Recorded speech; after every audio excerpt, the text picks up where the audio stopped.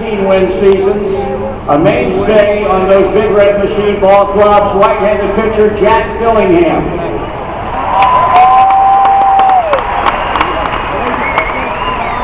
Next to Jack, a gentleman who went 30 and 18 and a tremendous run of success, and like Jack Dillingham, was a key component of the starting rotation for those teams that won back-to-back world championships, right-hander Gary Nolan.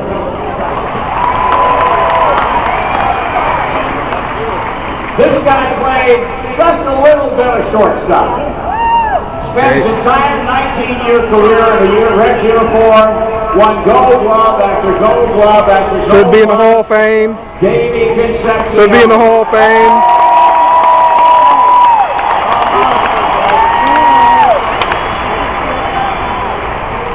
Next to Davey, arguably the greatest center fielder defensively in Reds history. In 1976, batting 8th in the Reds lineup. He compiled a 300 batting average and caught everything in sight in every center field, in every ballpark in the National Best arm ever. He had the best arm ever. I'm only 26, so I didn't get to see him. One of the newcomers to the Reds Baseball Hall of Fame for 2012. He came to the lineup of this ball club as a first baseman in 1977 after starting third base and all over the place in 1974. The pride of Hilton Head, South Carolina, will be inducted into the Hall of Fame tomorrow, Danny Greason. And last but not least, a man who had the greatest single season that I've ever seen in a Reds uniform in 1977, 52 home runs, 149 RBIs, a 320 batting average, George Foster.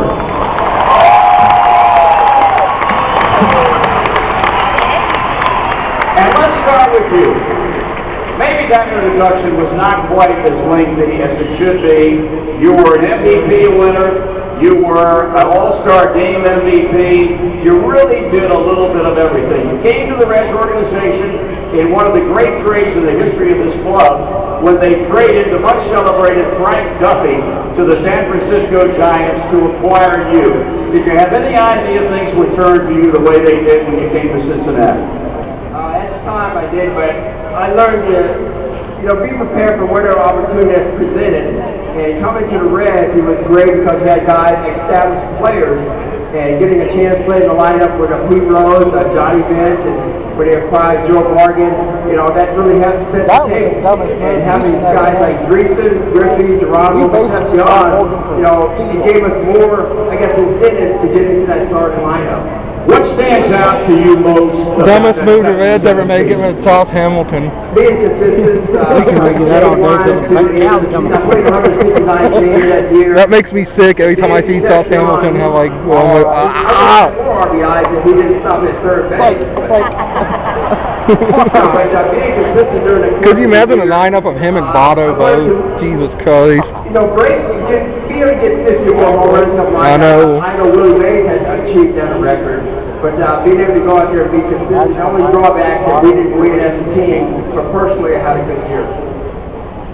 George Foster. From one end to the other. Then you got Ludwig and I actually call this guy a long-time friend. We've spent some interesting moments together on the high seas the last few years. I mentioned the back-to-back 19-win seasons, and I would essentially ask you the same question. You came to this club in a much heralded trade from the Houston Astros, a trade that many people were not real happy about because Tommy Helms and Lee May became Astros in the deal that brought you to Cincinnati, brought Cesar to Cincinnati, they had Armbruster, a number of other players. What were your feelings about that deal? My feelings originally when I was heard that I was coming to Cincinnati, I was excited, but then when we got here, unfortunately the fans couldn't treat us real good because Lee May and Tommy Helms and Jimmy Stewart were fan favorites. And we didn't start off very good in '72. But then once we, with guys like Perez and Bench and Rose, they brought the team together, we started dwelling together, playing good baseball, and went into the World Series in '72. It was a nice run, wasn't it? It was beautiful. A lot of good years. Jack Dillingham. This guy here was one of those guys that kept people loose. An interesting career because when he first came up, I think as a teenager, when you first got to the big leagues, Gary Nolan could throw the ball 5 people. The famous story about him striking out Willie Mays 4 or 5 times in one game in the 60s. Then he hurt his arm, then he came back. Was not the power pitcher that he was when he first came up, but you figured out how to get people out, didn't you? Well, I was fortunate. A lot of people have a difficult time making the adjustments. I realized if I wanted to stay in the big leagues and be on these championship teams with these great guys, that I needed to make some adjustments. So I was very fortunate to be able to do that with the great pitching coach, Larry Shepard. Was there a comfort level when you went out every 5th day feeling that more often than not you were going to get a whole bunch of runs to work with? Well, the one thing about pitching with the Reds, not only were they a great offensive club, in my opinion, one of the best defensive clubs. I mean, up the middle we were very strong, center field, of course you had John catching, and it was just a great all-around ball club with a lot of great guys on it, and a lot of camaraderie. Gary Nolan. Speaking of the defense, he was the best shortstop in baseball.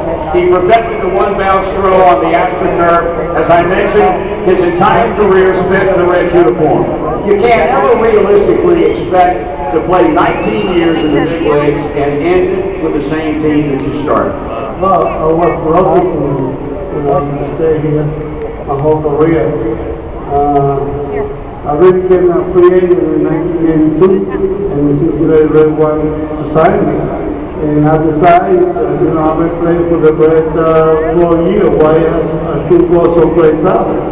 So I signed my 5-year contract, and I finished my career with the Cincinnati Reds. How's the ranching and farming business going in Venezuela? Oh, they're doing very well, And also I want to congratulate you. You just got married yesterday. Thank you very much. Thank you, David. Thank you, Geronimo. Catch after catch after catch. Your list went on and on and on and on. You own center field. Your play was just magical, taking hits away from guys on other ball clubs. I know when you look back with your career, you have to look upon it with a lot of satisfaction. That's right. The best thing I did was throw it out, especially at home play when the thing was on the line. So I'm very happy. You took great pride in your ability to throw, didn't you? Yes, since I was a little kid, I wanted to be the best arm in baseball from the offense. So I think I accomplished that for a couple of years. St. Geronimo.